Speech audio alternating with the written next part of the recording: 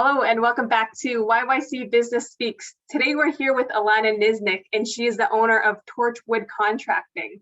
Hi, Alanna. Hi. How are we doing today? I'm great. How are you? Well, thanks for coming on the show. Yeah, thanks for having me. Yeah, tell us a bit about your business. So Torchwood Contracting is just that. It's a contracting business. I'm a cabinet maker by trade, and people hire me out to do all sorts of, projects with predominantly with wood, but I have done some tile and stuff like that. Okay, how long have you been in business? I have been in business for about 8 years, and I've been a cabinet maker for 16 years. Wow. Mm-hmm. Okay, so you've been at this craft for a long time. Yeah, it's definitely something I'd say I've mastered. Yeah. That's awesome. Who do you serve, or like who's your best customer? Actually, it has quite a range. So one of the things that's great about my business is it's smaller. It's just me, and sometimes I have somebody come with me. And so I can come. I don't know if you've ever tried to get somebody in your house to like fix a small thing, and none of the contractors want to come because they got bigger projects on the go and it's not cost effective for them. And so I love doing a project that only takes a day or even half a day. I have children and everything too, so it's like a couple hours of work, some money in my pocket, a happy customer, and then I'm back with my family, right? Mm-hmm. But I also do some larger jobs, sometimes even at the commercial level. So the range, yeah. I do work a lot with another fellow who does like renovations, and so I'm part of his like package to turn over like the and I get the wood parts, the baseboard, the kitchens. Right. Yeah. Yes. What are some examples of some of the smaller jobs that you've done?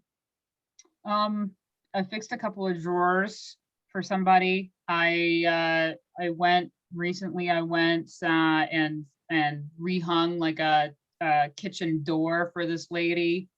I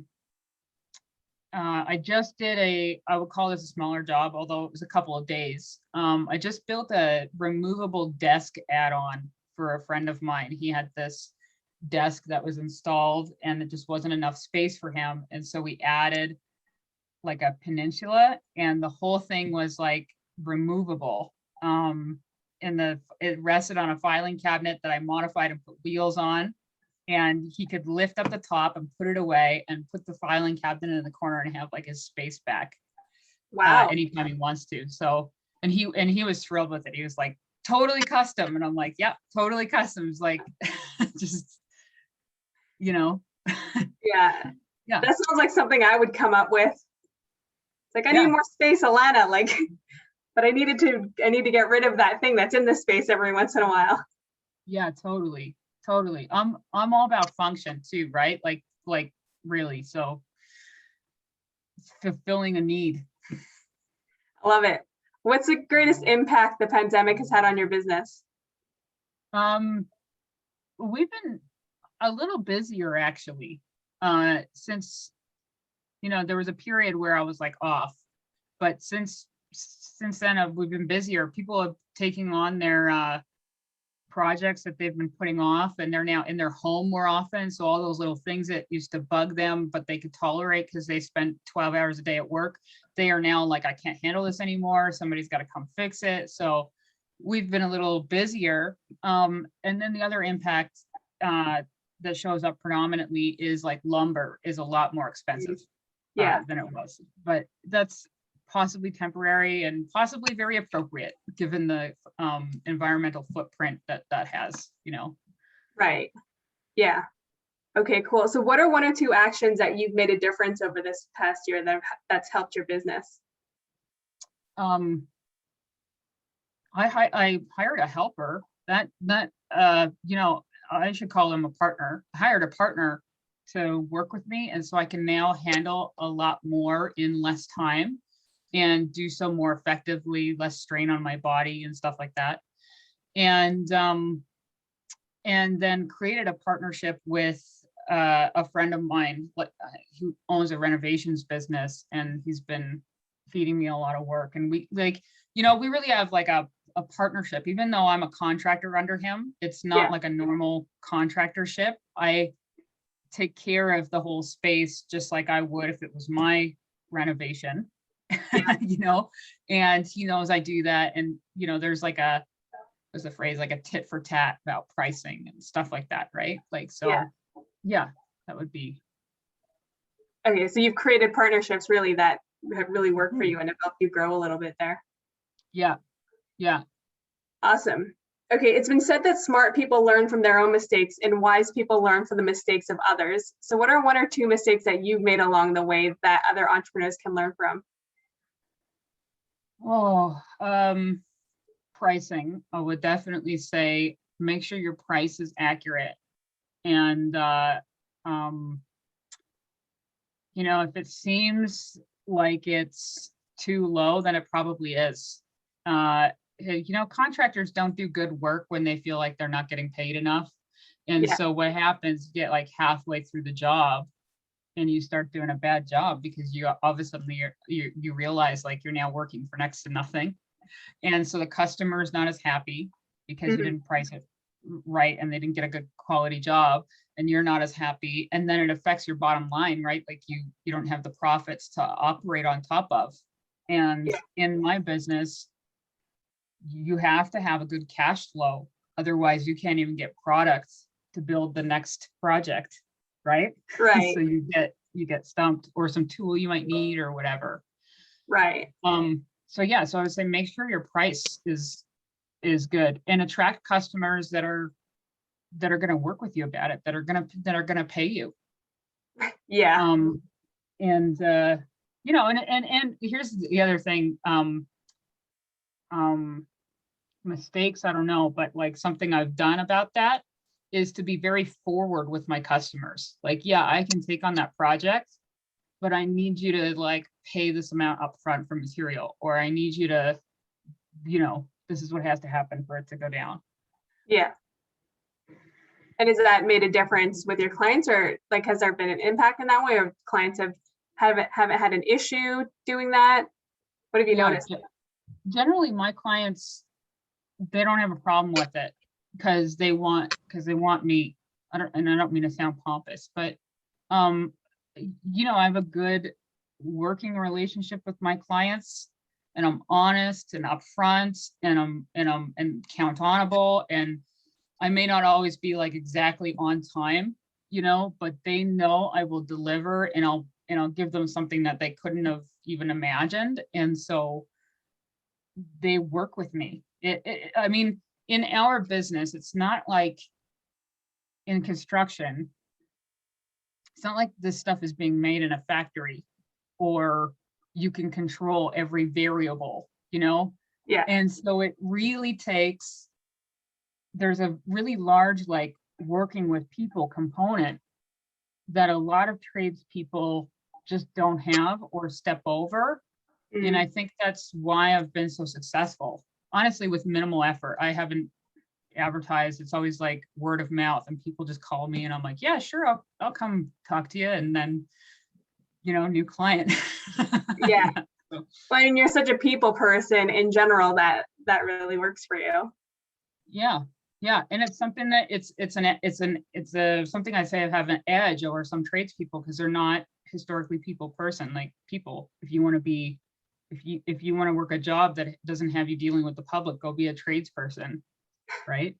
But that it only goes so far if you want to own your own business. Yeah. Interesting. I want to go back to what you said about knowing your pricing. Have you ever like quoted someone something and then say got halfway to the job, and then you're like, oh shit, like I didn't quote accurately, and then go back to a customer? Or did you just like suck it up basically? I've done both, actually, depending on how far under I am. I have gone back to the customer and said, like, listen, I messed that up. No way, no how is this working? Do you want to meet in the middle? We'll find some common ground. And I have sucked it up. It depends how far off I am. because sometimes if you mess it up too bad, you're going to lose money on the job, let alone make any. Yeah. So I've always made sure that I've at least made some income that I can like sleep at night about, you know. Yeah, that's important. I did one time too with I sometimes have to contract out what I call finishing, like essentially painting the actual cabinet parts, right? And I did one time with a customer of mine wanted this antique finish, and so I was working with the finisher, and there was a miscommunication, and he did the whole thing, and then I get to the customer's house and she hated it.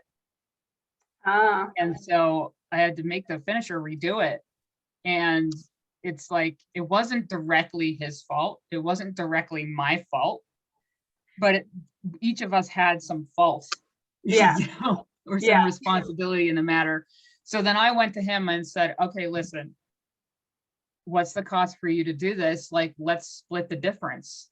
You eat half the cost, I'll eat half the cost. And let's make the customer happy and us all happy, you know, like ish at the end of the day, right? Because this has just got to get handled. And he was like, wow, you do that? And I was like, yeah, let's do that. And, you know, and then it turned out great after. Yeah.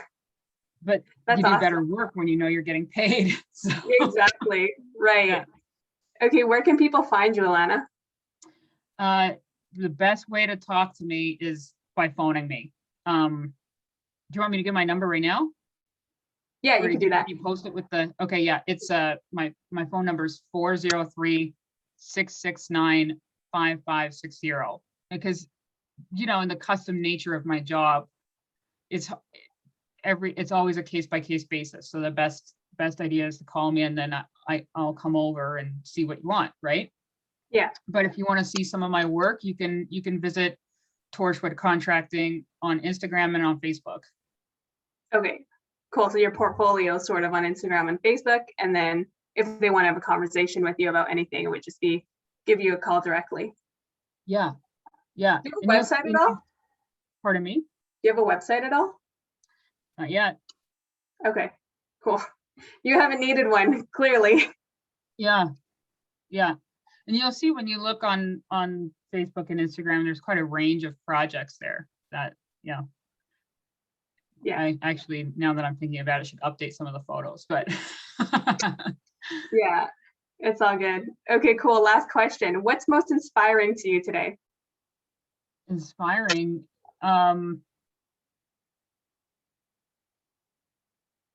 You know, I love when people are fulfilled.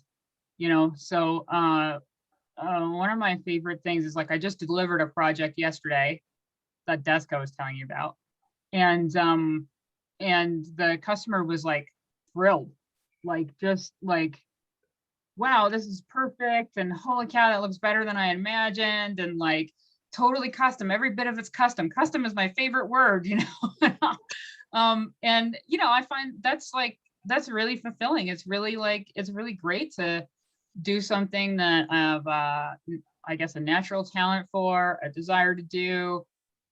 It's not hard for me to give it my heart and soul, and then it turns out like that, you know. That's, yeah. And you know, and sort of sidebar here, Julia, I'd say pursue your dreams, right? I know this sounds corny, but man, so many people say to me, oh, I wish I could be a cabinet maker, or I wish I worked in the trades or whatever. Hey, if you want to do it, it is lucrative, it is fun, it's challenging job for your brain and body alike, and right, like go learn the skill, right? Yeah, that's awesome. Cool. Thanks, Alanna. Thanks for coming on. Thanks for sharing your expertise. Anything else you'd like to say before we end this show? I don't think so. I mean, thanks for the opportunity, and it's been great. It's been great. Okay, awesome. Thanks, Alanna. We'll see you later. Thank you.